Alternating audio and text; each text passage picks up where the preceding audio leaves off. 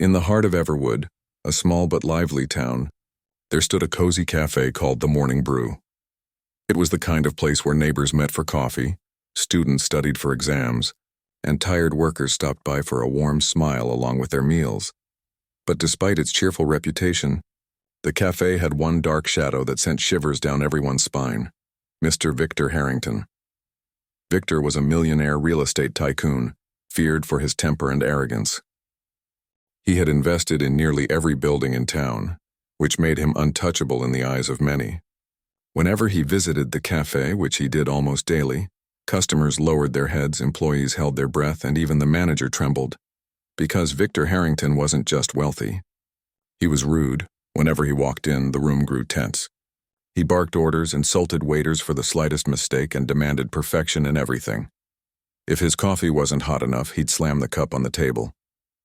If his breakfast came a minute late, he'd humiliate the waiter in front of everyone. "Do you people not know who I am?" he often thundered. "I could buy this entire cafe and fire every last one of you." No one dared talk back. Everyone knew he had the power to close the cafe down if he wanted. And so the staff endured his cruelty in silence, until one day, someone new walked in, a young waitress named Emily Carter. The new waitress Emily was 24 with bright eyes and a warm smile. She had recently moved to Everwood after her mother fell ill, taking the cafe job to pay medical bills. Unlike the other waiters, Emily had no idea who Victor Harrington was at first. To her, he was just another customer, albeit a grumpy one. On her very first day, the other staff whispered warnings. "Don't make mistakes with him," said Claire, another waitress. "He'll chew you alive." "Just agree with whatever he says," added Tom, the busboy. "It's easier that way." Emily nodded, but something about the way they all feared him didn't sit right with her. She believed no customer, no matter how rich, had the right to mistreat others. The first encounter, it didn't take long for Emily to meet Victor face to face. He stormed into the cafe one morning, his expensive suit pressed, his watch glinting in the sunlight. Everyone scattered, pretending to be busy, but Emily bravely stepped forward.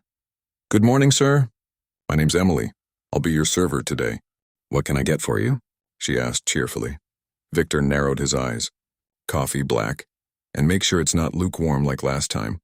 I don't drink garbage." Emily kept her smile, though she felt the sting of his words. "Of course, sir. One steaming hot black coffee coming right up." She brought it quickly, placing it gently in front of him. But before she could even step away, Victor took a sip, scowled, and snapped, "Too bitter. Are you all incompetent? Do you not know how to brew coffee?" The cafe went silent. Everyone braced themselves for Emily to crumble, but she didn't. She simply tilted her head and said politely, "Sir, black coffee is bitter by nature. That's why most people add sugar or cream. Would you like me to bring some for you?" Victor blinked, caught off guard. No one had ever dared to respond logically to him before. Still, he barked, "Just fix it." Emily nodded calmly. "Right away, sir." Whispers in the cafe. The staff whispered behind the counter. She didn't lose her cool, Claire said in awe. "She actually explained it to him," Tom added. For the first time, someone had spoken to Victor like he wasn't above the rules of common sense. And though he didn't admit it, Victor felt something unusual, a flicker of respect, but he wouldn't show it. Not yet. The boiling point over the next week, Victor tested Emily relentlessly. He sent back dishes claiming they weren't cooked right. He complained the music was too loud, then too soft. He demanded she remember his complicated orders perfectly. But Emily, though exhausted, remained composed. She never raised her voice, never bowed her head in fear. Instead, she treated him like any other customer, with courtesy, firmness, and dignity. Finally, one afternoon, Victor went too far.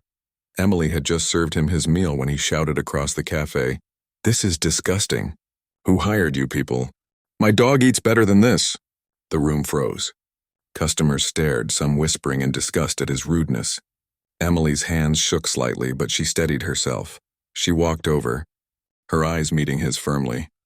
"Mr. Harrington," she said clearly, so everyone could hear, "I understand you're unhappy with your meal, but please do not insult the staff like that. We are human beings, not punching bags." Gasps echoed through the cafe. No one had ever dared to confront him before. Victor's face turned red with rage. Do you know who I am?